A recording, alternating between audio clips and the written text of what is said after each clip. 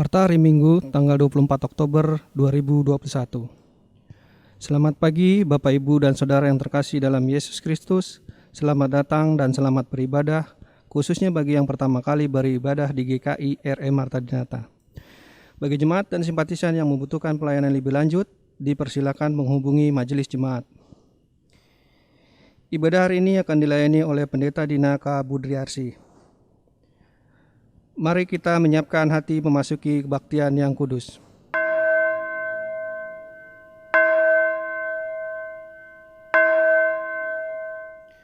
Tema ibadah hari ini adalah keluarga yang hidup dalam nilai pengorbanan Kristus. Ibadah hari ini memakai liturgi kebaktian umum. Jemaat undang berdiri. Mari memuji Tuhan dari NKB 2 bait 1 sampai dengan 3. Hai mari sembah.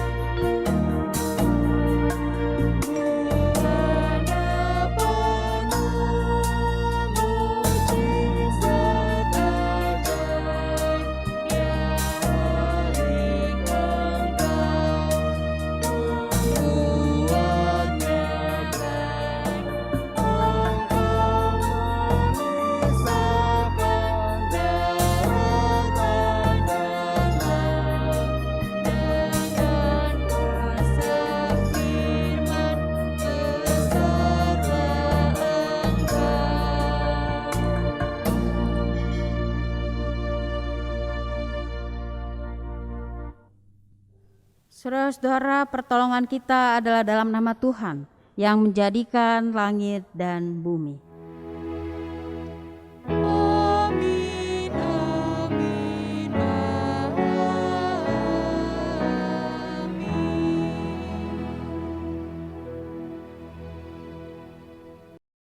Tuhan beserta saudara. Dan beserta saudara juga.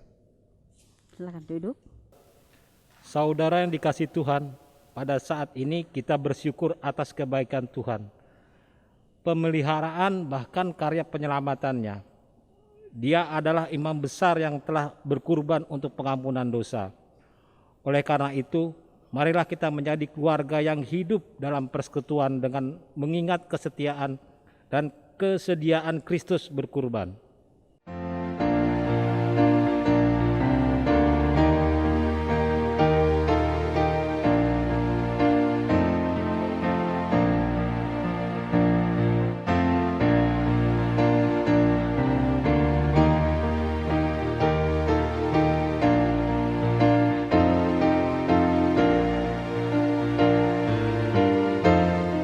Saudara yang dikasihi Tuhan, Kristus sudah memberikan tubuh dan darahnya bagi kita. Dia berkurban bukan dengan membawa binatang, namun dia relakan nyawanya untuk menyelamatkan kita. Apakah balas kita? Sudahkah kita hidup dalam nilai pengorbanan Kristus? Marilah kita merenungkannya.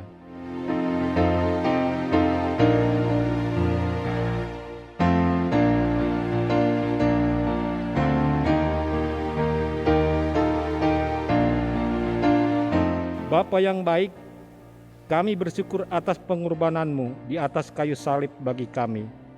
Kami bersyukur karena pengorbanan-Mu membuat kami tersadar bahwa Engkaulah Sang Juru Selamat bagi kami. Ampuni kami ya Tuhan jika kami tak membalas kebaikan-Mu melalui sikap hidup kami. Ajarlah kami ya Tuhan untuk menjadi keluarga yang hidup dalam nilai pengorbanan-Mu. Di dalam Kristus kami berdoa. Amin. Saudara-saudara yang dikasihi Tuhan Yesus Kristus, bagi setiap kita yang telah mengakui dosa kita di hadapan Tuhan, maka dengarkanlah berita anugerah dari Tuhan yang diambil dari 1 Korintus 1 ayatnya yang ke-30. Tetapi oleh Dia kamu berada di dalam Kristus Yesus, yang oleh Allah telah menjadi hikmat bagi kita. Ia membenarkan dan menguduskan dan menebus kita. Di dalam Kristus engkau telah diampuni. Di dalam Kristus engkau pun telah diampuni. Damai Tuhan besertamu. Damai Tuhan besertamu juga.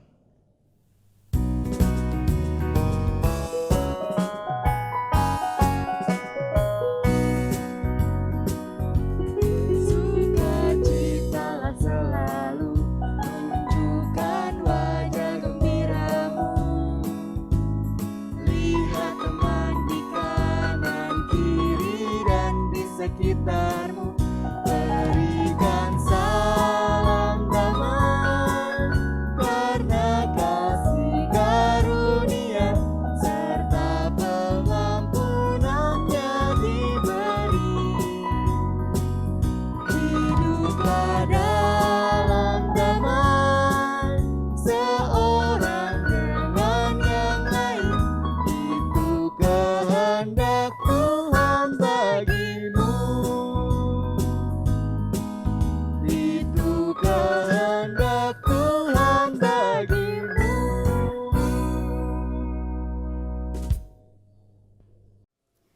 Saudara-saudara, mari kita pujikan NKB 179, Lama Ku Enggan.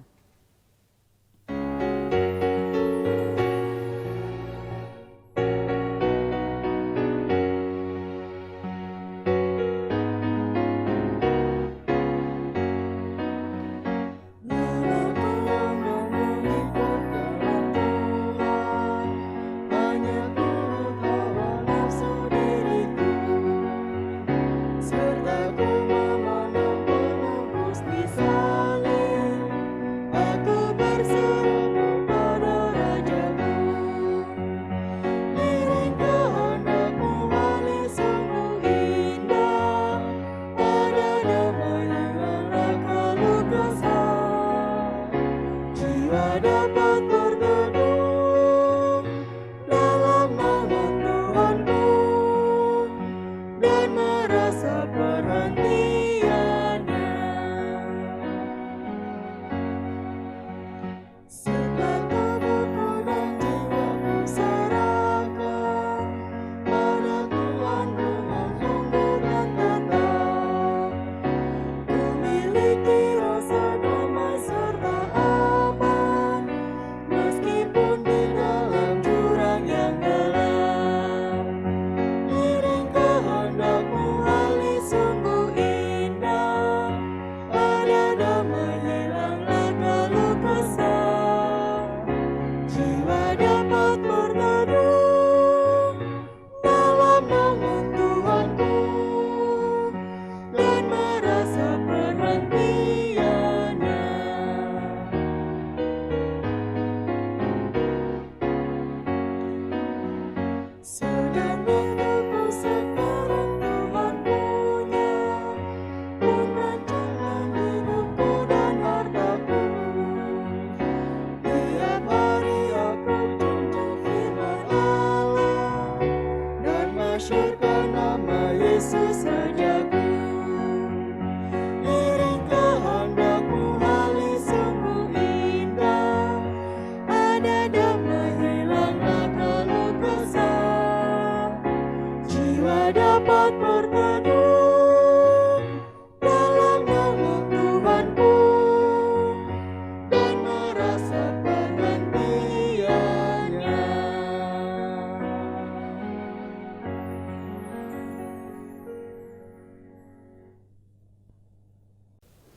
Saudara-saudara, mari kita berdoa.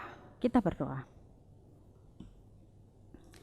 Tuhan Yesus, kami bersyukur jika pada hari ini Tuhan memberikan kesempatan bagi kami untuk kami boleh beribadah bersama walaupun kami harus beribadah di rumah masing-masing.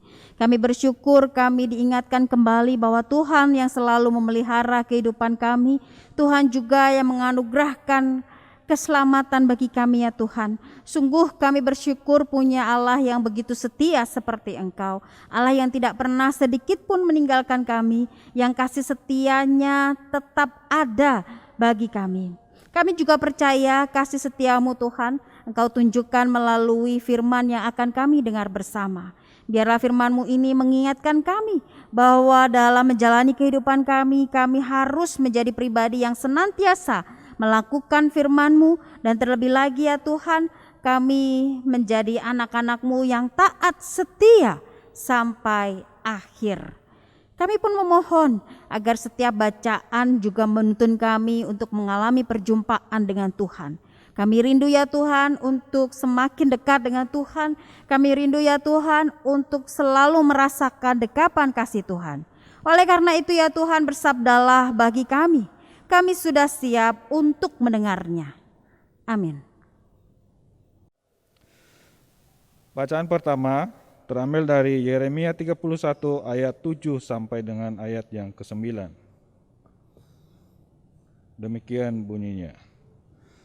Sebab beginilah firman Tuhan, bersorak-soralah bagi Yakub dengan sukacita, bersukarialah tentang pemimpin bangsa-bangsa, kabarkanlah, pujilah dan katakanlah, Tuhan telah menyelamatkan umatnya, yakni sisa-sisa Israel.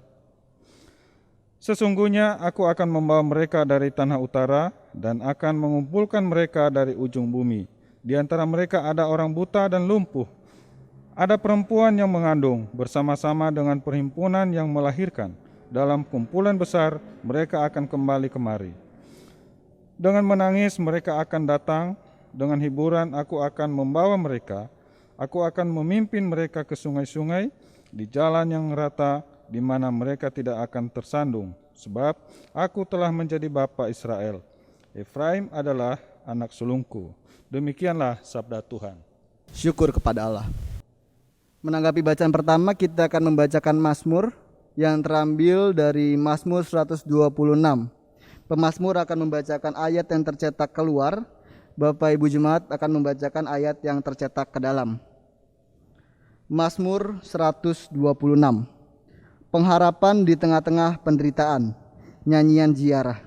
Ketika Tuhan memulihkan keadaan Sion, keadaan kita seperti orang-orang yang bermimpi, pada waktu itu mulut kita penuh dengan tertawa, dan lidah kita dengan sorak-sorai. pada waktu itu berkatalah orang di antara bangsa-bangsa, Tuhan telah melakukan perkara besar kepada orang-orang ini, Tuhan telah melakukan perkara besar kepada kita. maka kita bersuka cita, Pulihkanlah keadaan kami ya Tuhan. seperti memulihkan batang air kering di tanah Negeb.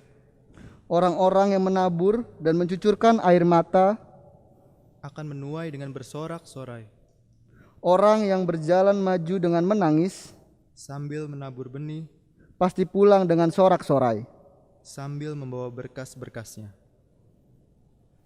Bacaan kedua terambil dari Ibrani 7 pasal 23 sampai dengan 28. Bacaan kedua terambil dari Ibrani 7 pasal 23 sampai dengan 28.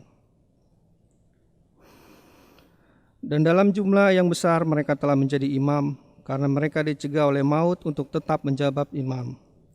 Tetapi karena ia tetap selama-lamanya imamatnya, tidak dapat beralih kepada orang lain. Karena itu ia sanggup juga menyelamatkan dengan sempurna semua orang yang oleh dia datang kepada Allah, sebab ia hidup senantiasa untuk menjadi pengantara mereka. Sebab imam besar yang demikianlah yang kita perlukan, yaitu yang saleh, tanpa noda, yang terpisah dari orang-orang berdosa dan lebih tinggi daripada tingkat-tingkat surga. Yang tidak seperti imam-imam besar lainnya, yang setiap hari harus mempersembahkan korban untuk dosanya sendiri, dan sesudah itu barulah untuk dosa umatnya. Sebab hal itu telah dilakukannya satu kali untuk selama-lamanya. ketika ia mempersembahkan dirinya menjadi sebagai korban. Sebab hukum Taurat menetapkan orang-orang yang diliputi kelemahan menjadi imam besar, tetapi sumpah yang diucapkan kemudian dari hukum Taurat menetapkan anaknya yang telah menjadi sempurna sampai selama-lamanya. Demikianlah sabda Tuhan. Syukur kepada Allah. Saudara-saudara, terimalah Injil Yesus Kristus menurut Markus pasalnya yang ke-10, ayatnya yang ke-46 sampai 52. Lalu tibalah Yesus dan murid-muridnya di Yeriko. Dan ketika Yesus keluar dari Yeriko bersama-sama dengan murid-muridnya dan orang banyak yang berbondong-bondong, ada seorang pengemis yang buta bernama Bartimeus, anak Timeus, duduk di pinggir jalan. Ketika didengarnya bahwa itu adalah Yesus orang Nazaret, mulailah ia berseru, "Yesus, anak Daud, kasihanilah aku." Banyak orang menegurnya supaya ia diam. Namun semakin keras ia berseru, "Anak Daud, kasihanilah aku." Lalu Yesus berhenti dan berkata, "Panggillah dia." Mereka memanggil orang buta itu dan berkata kepadanya, "Kuatkan hatimu, berdirilah. Ia memanggil engkau." Lalu ia menanggalkan jubahnya. Ia segera berdiri dan pergi mendapatkan Yesus. Tanya Yesus kepadanya, "Apa yang kau kehendaki supaya aku perbuat bagimu?" Jawab orang buta itu, "Rabuni, supaya aku dapat melihat." Lalu kata Yesus kepadanya, "Pergilah, imanmu telah menyelamatkan engkau." Pada saat itu juga melihatlah ia, lalu ia mengikuti Yesus dalam perjalanannya. Demikianlah Injil Yesus Kristus. Berbahagialah kita yang mendengarkan firman Tuhan dan yang melakukannya. Haleluya.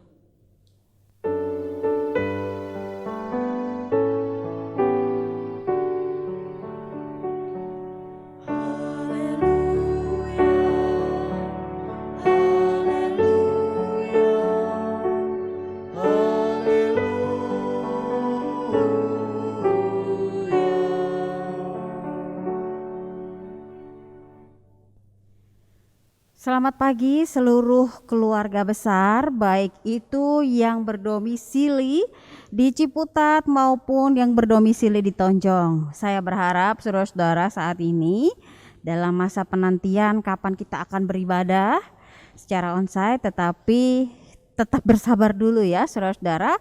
Saya berharap juga saudara-saudara bisa dalam kondisi yang baik dan sehat. Dan tema pada hari ini adalah keluarga yang hidup dalam nilai pengorbanan Kristus.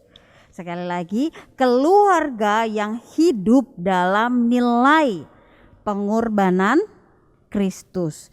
Nah, saudara-saudara yang dikasihi Tuhan kita Yesus Kristus, berbicara mengenai berkorban itu sebenarnya berbeda dengan korban.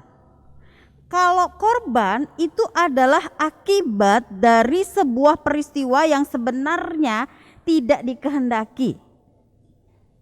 Jadi kalau korban itu akibat dari sebuah peristiwa yang tidak dikehendaki. Misalnya kayak korban kecelakaan, seperti itu. Itu kan tidak dikehendaki ya. Nah, sedangkan kurban itu artinya adalah kesediaan. Di dalamnya mengandung makna kesediaan atau kerelaan untuk mengorbankan diri demi orang lain. Yesus melakukan kurban. Yesus menjadi kurban. Kenapa demikian? Karena Yesus memberikan diri secara utuh, saudara-saudara. Siapa di sini yang bisa memberikan dirinya secara utuh buat orang lain? Bapak Ibu yang mengikuti ibadah di rumah, apakah Bapak Ibu saudara-saudara bisa memberikan sesuatu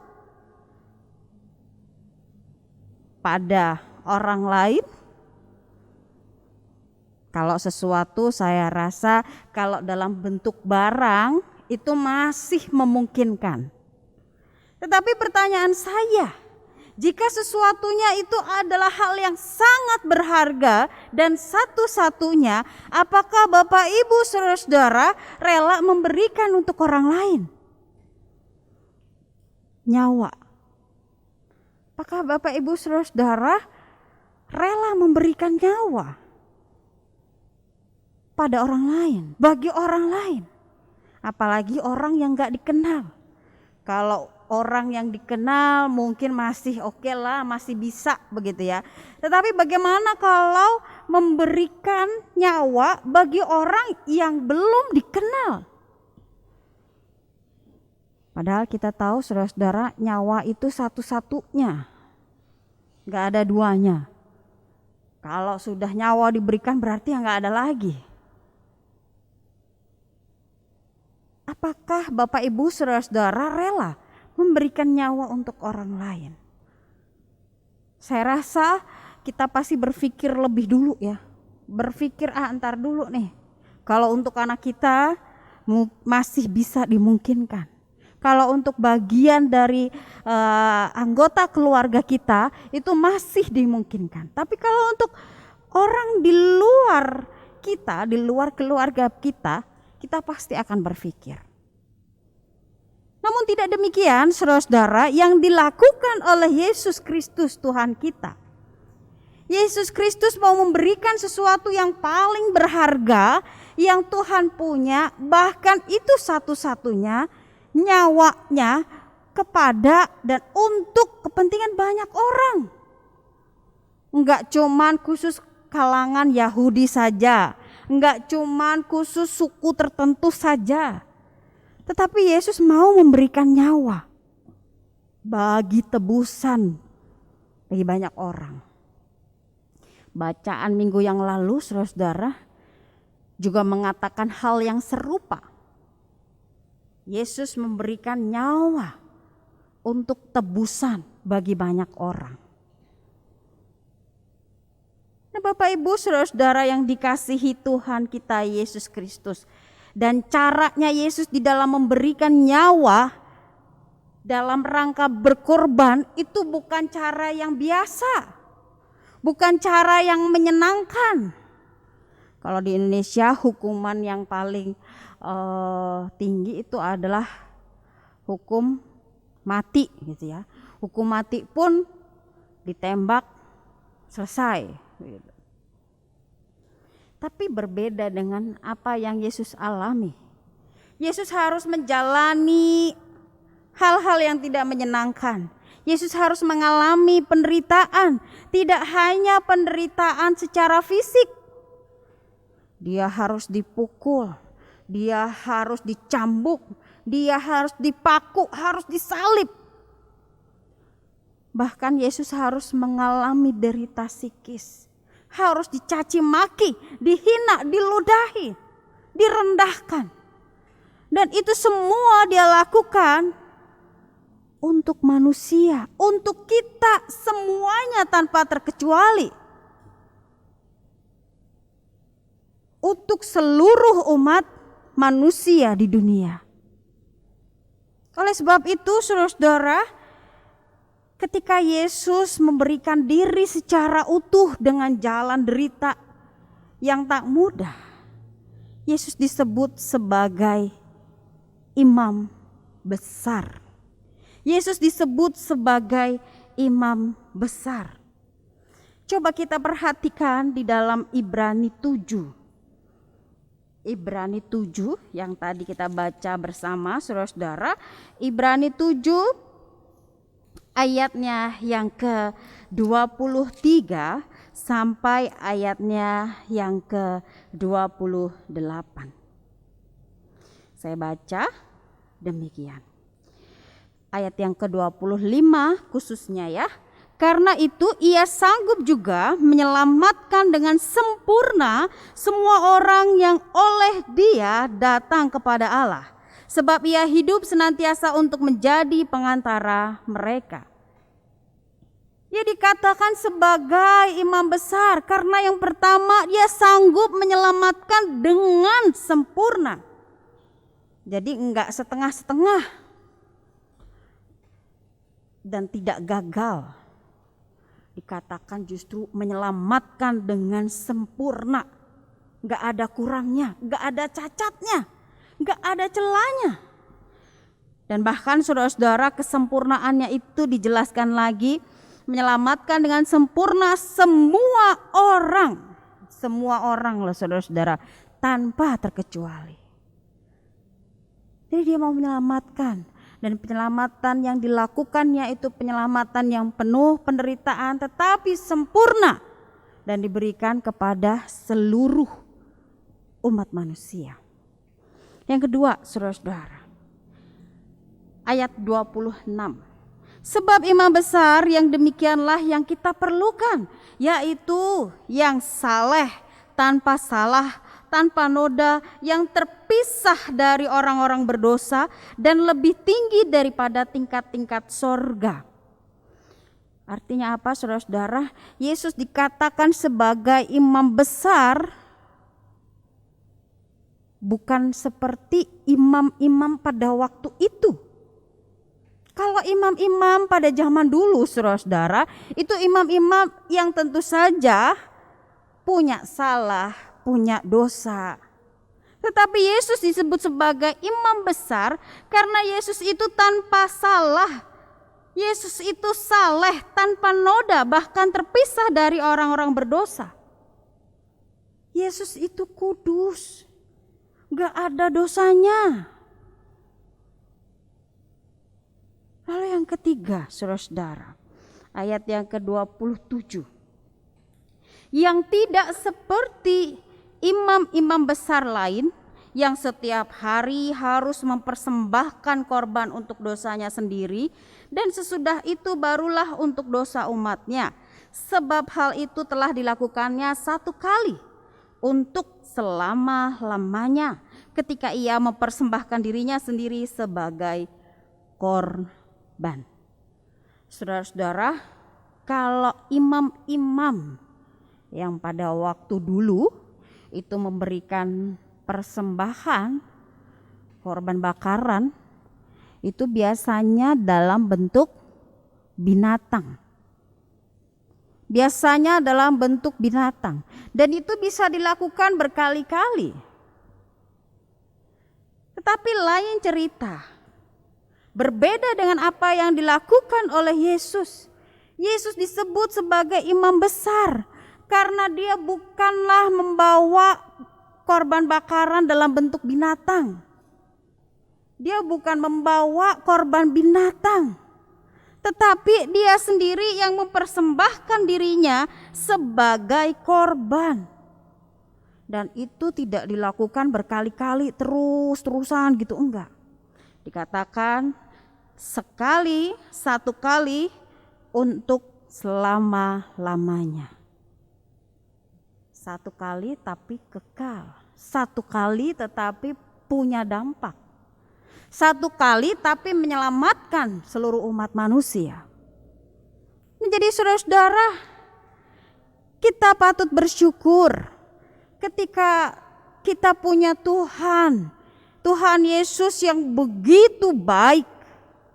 Dia yang rela mengorbankan, memberikan dirinya secara utuh.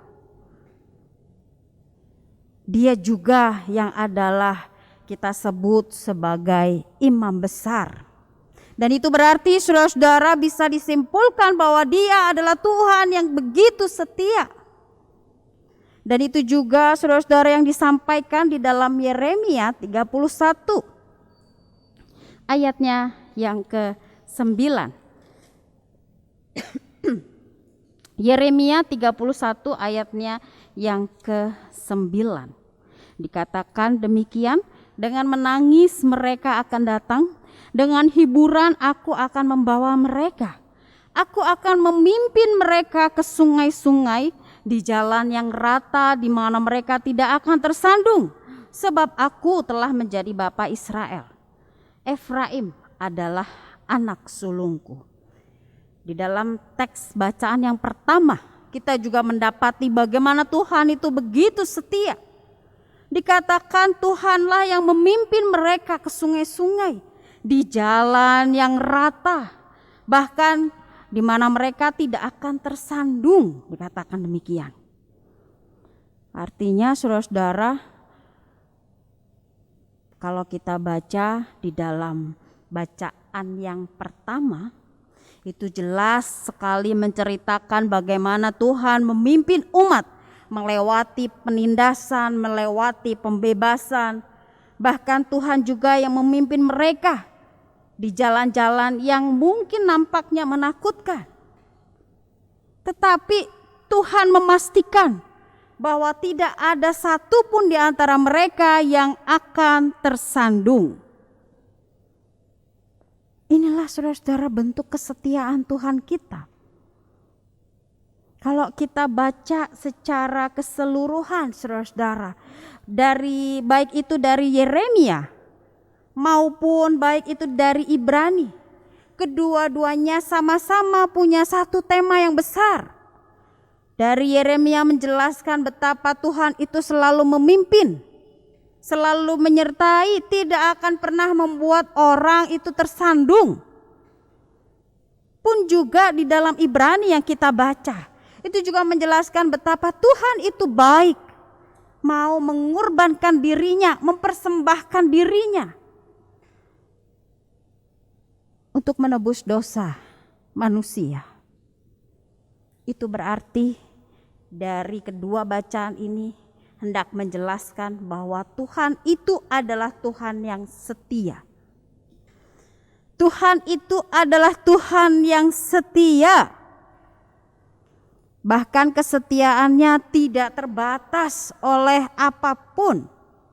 Situasi apapun yang dialami oleh manusia, Dia adalah Tuhan yang setia. Nyawa saja saudara-saudara, nyawanya saja ya Tuhan berikan. Nyawanya saja Tuhan mau berikan. Hal yang sangat berharga saja mau Dia berikan pada manusia. Apalagi yang mesti kita ragukan dari kesetiaan Tuhan. Apalagi yang mesti kita khawatirkan. Tuhan ada di mana? Tuhan ngapain aja sih? Saudara-saudara, sekali lagi, nyawanya saja diberikan untuk kita.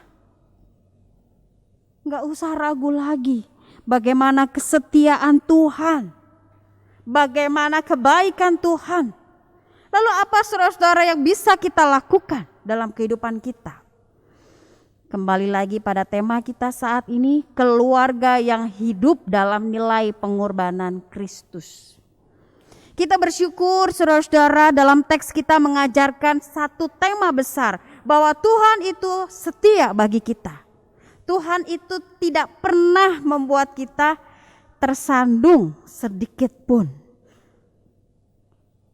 Hal yang perlu kita lakukan adalah kita belajar sebagaimana di dalam bacaan Injil yang tadi kita baca bersama di dalam Markus 10 ayatnya yang ke-46 sampai 52.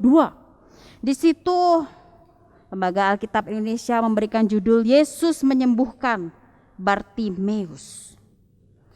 Saudara-saudara, Bartimeus ini adalah seorang pengemis yang buta.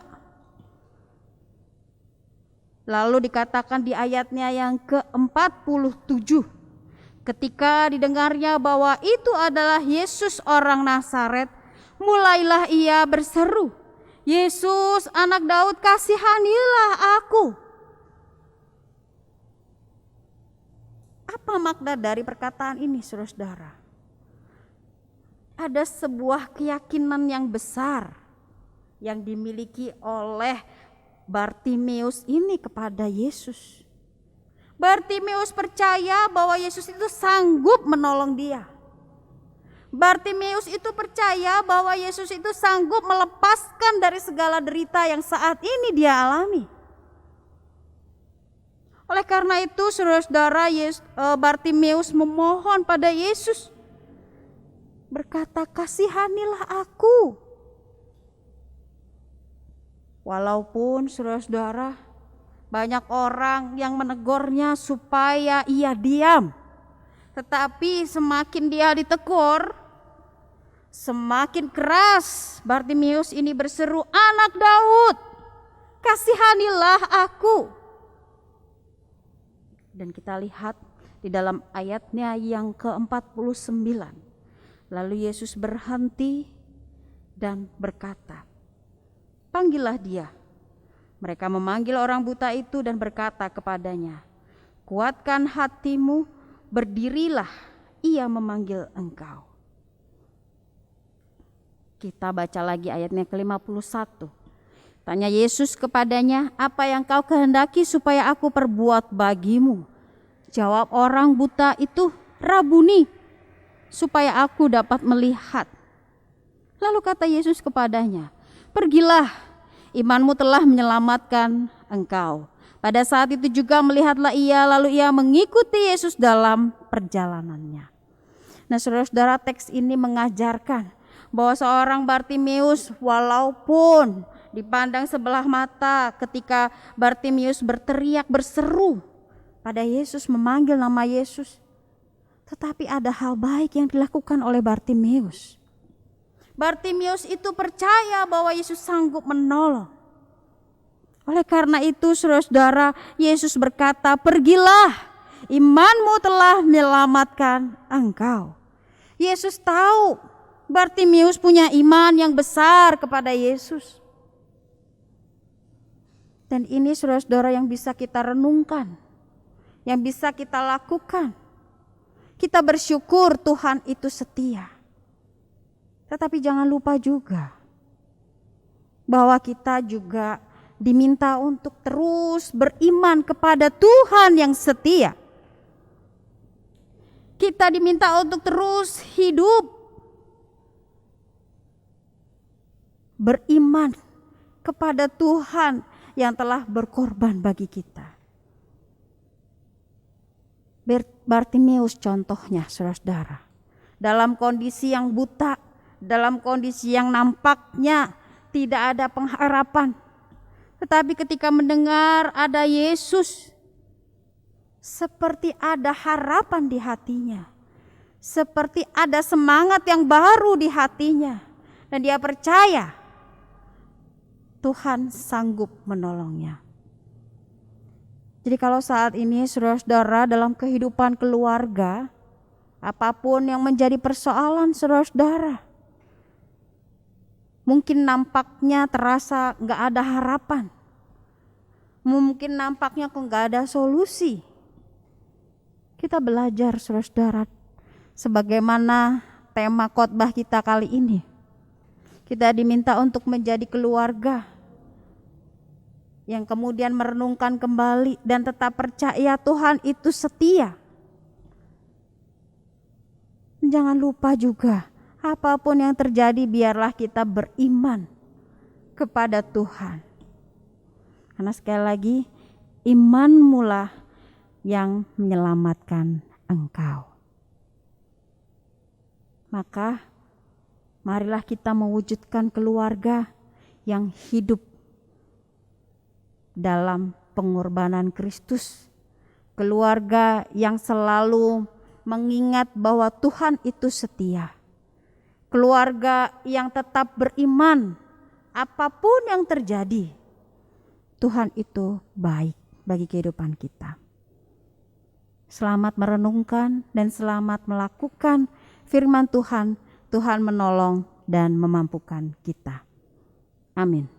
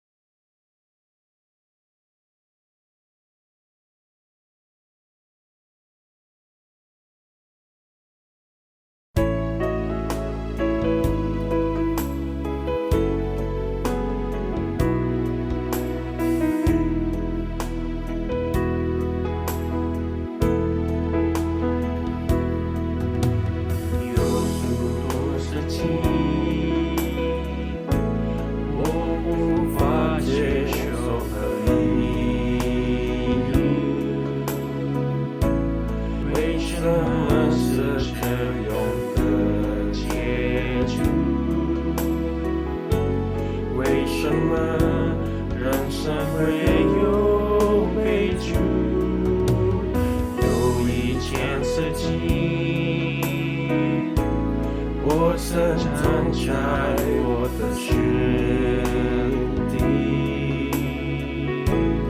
无论发生任何的事情，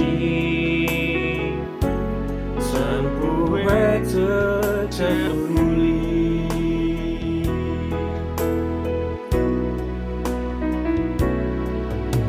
上帝了解我，上帝在乎我，我一生所面对的各式各样苦迫，绝不丢弃我，绝不肯让我独自一人去生活，因上帝了解我。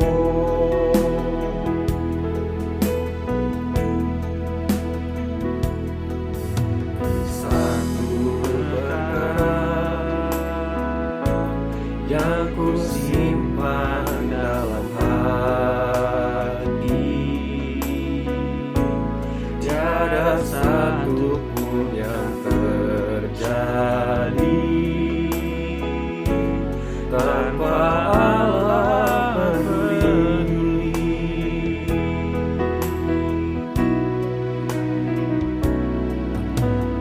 Allah mengerti, Allah peduli segala persoalan yang kita hadapi, tak akan pernah dibiarkannya ku bertumbuh sendiri, sebab Allah mengerti.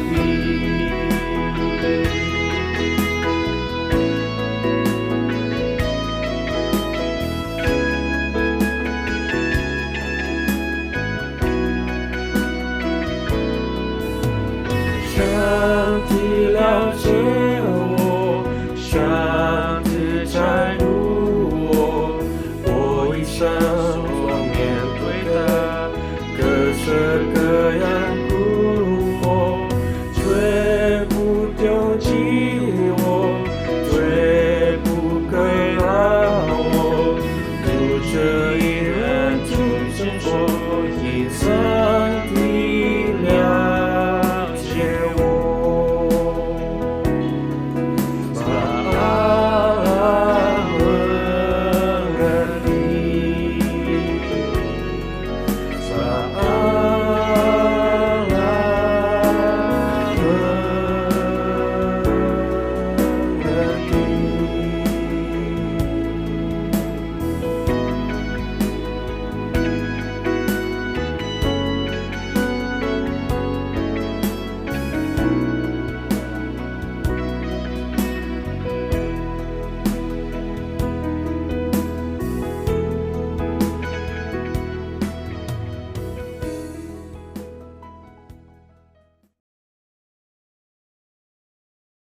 Jemaat diundang bangkit berdiri bersama dengan umat Allah di masa lalu, masa kini, dan masa depan, dan mengingat janji baptisan kita. Marilah kita mengikrarkan pengakuan iman rasuli demikian: Aku percaya kepada Allah, Bapa yang Maha Kuasa, Khalik langit dan bumi, dan kepada Yesus Kristus, Anaknya yang tunggal, Tuhan kita, yang dikandung dari Roh Kudus, lahir dari anak darah Maria, yang menderita sengsara di bawah pemerintahan Pontius Pilatus, disalibkan, mati, dan dikuburkan, turun ke dalam kerajaan maut. Pada hari yang ketiga, bangkit pula dari antara orang mati, naik ke surga, duduk di sebelah kanan Allah, Bapa yang Maha Kuasa. Dan dari sana Ia akan datang untuk menghakimi orang yang hidup dan yang mati. Aku percaya kepada Roh Kudus, gereja yang kudus dan am, persekutuan orang kudus, kebangkitan orang mati, dan hidup yang kekal. Amin. Jemaat dipersilakan duduk kembali.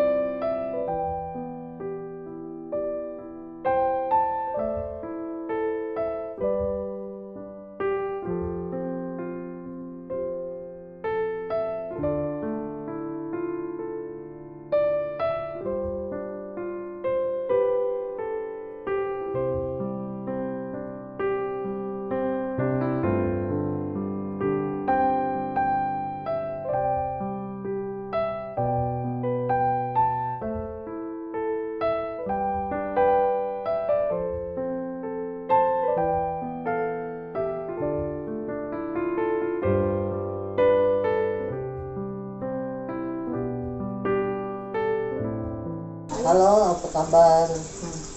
Puji Tuhan, saya sekarang sudah sehat dan bisa ikut ucapan syukur yang baru kami buat hari ini. Buat yang ucapan syukur. Terima kasih kepada ibu-ibu yang terutama ibu pendeta yang sudah bersedia memimpin kami dalam doa untuk mengenang 2 tahun meninggalnya suami saya. Terima kasih.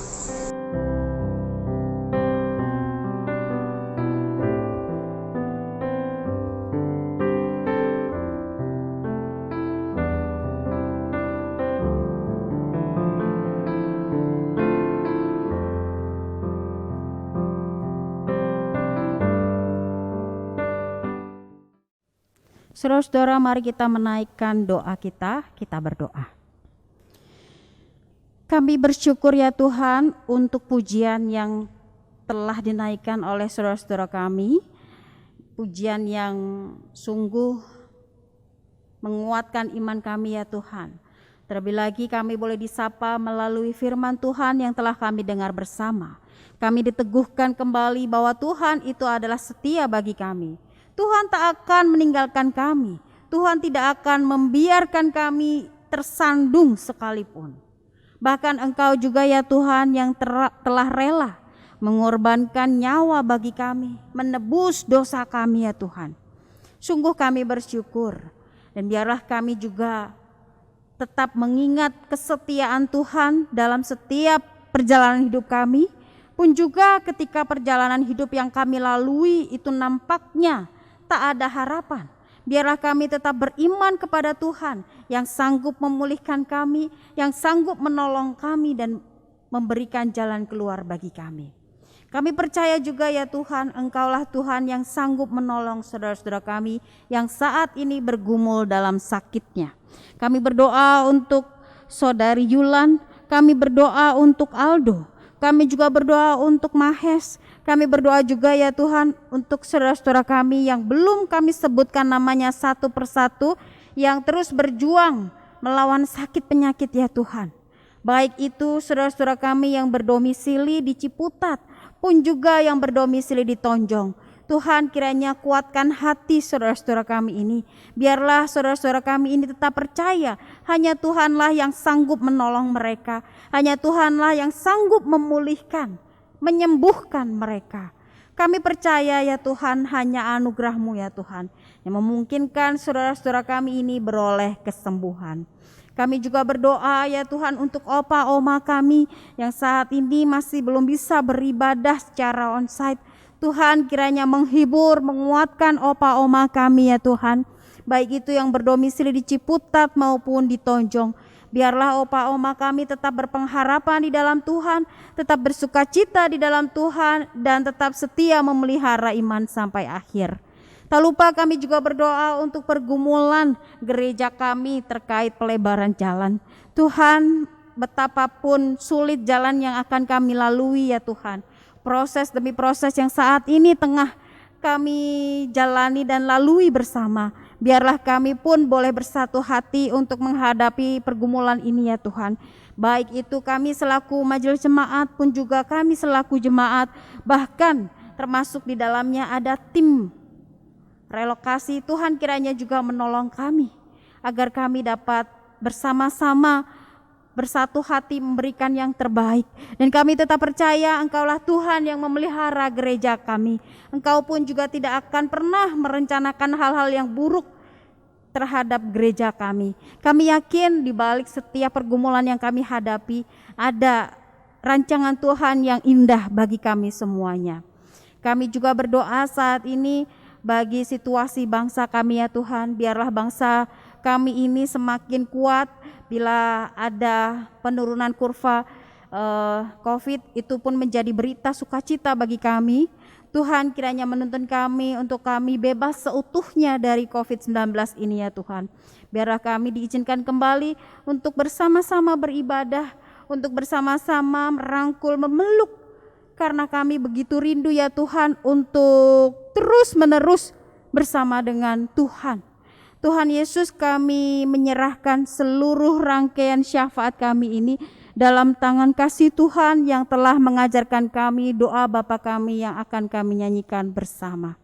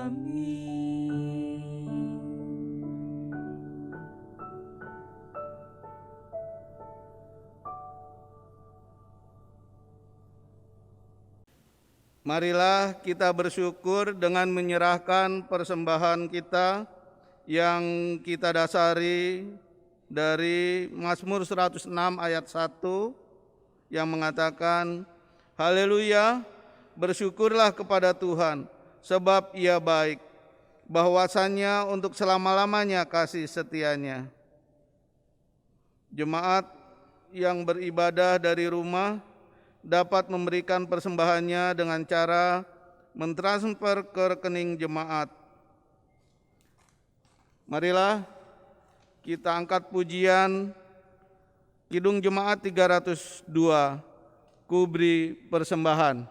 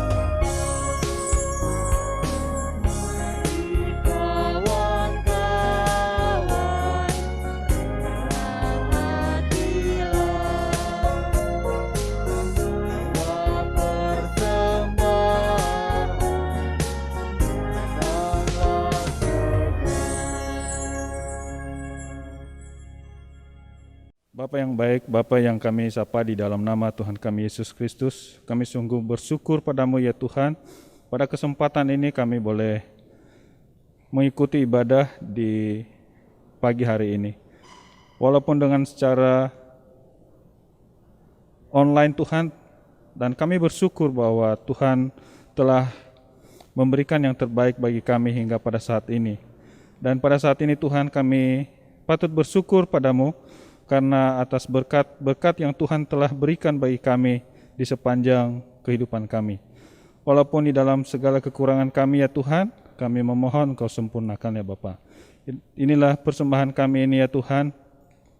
Biarlah Tuhan juga boleh berkati yang mengelola persembahan kami ini, terlebih majelis jemaat, dan juga Engkau berkati bagi yang menggunakan persembahan ini bagi orang-orang yang membutuhkannya. Tuhan, terpujilah Engkau, kami berdoa di dalam nama Tuhan kami Yesus Kristus, kami mengucap syukur. Amin.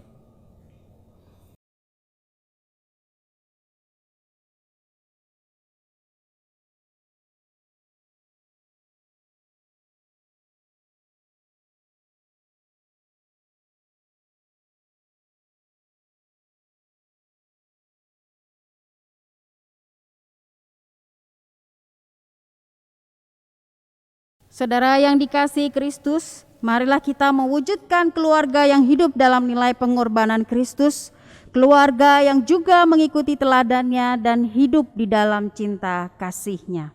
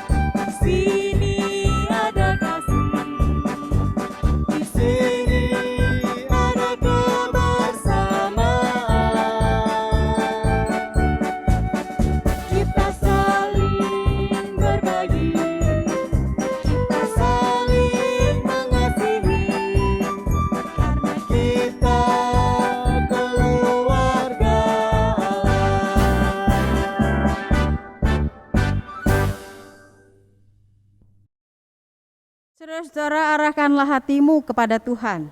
Kami mengarahkan hati kami kepada Tuhan. Jadilah saksi Kristus, Syukur kepada Allah, terpujilah Tuhan. kini dan selamanya. Dan mari kita menerima berkat dari Tuhan. Tuhanlah penjagamu, Tuhanlah naunganmu di sebelah tangan kananmu. Matahari tidak menyakiti engkau pada waktu siang atau bulan pada waktu malam. Tuhan akan menjaga engkau terhadap segala kecelakaan. Ia akan menjaga nyawamu. Tuhan akan menjaga keluar masukmu dari sekarang sampai selama-lamanya.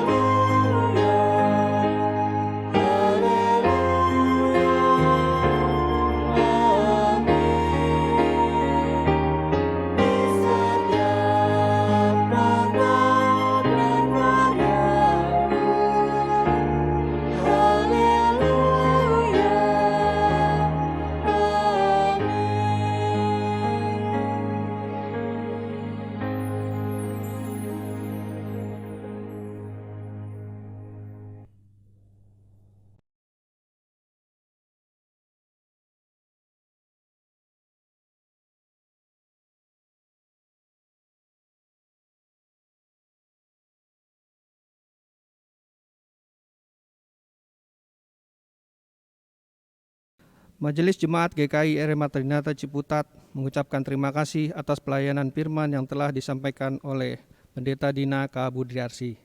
Kiranya Tuhan senantiasa memberkati pelayanan Ibu beserta keluarga. Sari Warta GKI RM Martinata, hari Minggu tanggal 24 Oktober 2021. Petugas Minggu tanggal 31 Oktober 2021 pukul 8 WIB. Pelayan firman oleh Pendeta Dina K. Budriarsi. Litugos Penatua Peter Hutapea. Penatua yang tugas 1. Penatua Rida Retni, 2. Penatua Rudit, 3. Penatua Warsito. Kantoria Saudari Michelle dan Saudara Stefan. Pemusik Bapak Boy Tubing, multimedia Saudara David Evan. Sakramen Baptis Kudus dan pengakuan percaya. Di dalam kasih Tuhan Yesus Kristus, setelah melalui percakapan evaluatif, Majelis Jemaat akan melayankan sakramen Baptis Kudus dan pengakuan percaya pada hari tanggal Minggu 31 Oktober 2021, waktu pukul 8 WIB sampai dengan selesai. Tempat GKI RM Matrinata Ciputat, dilayani oleh Pendeta Dina K. Budriarsi. Majelis Jemaat serta GKI RM Matrinata dan Pos Jemaat Jaji Tonjong turut mendoakan agar kiranya di dalam kehidupannya tetap setia dan taat sampai akhir hanya kepada Kristus. Akhir kata, Majelis Jemaat mengucapkan selamat pagi, selamat hari Minggu, Tuhan Yesus memberkati.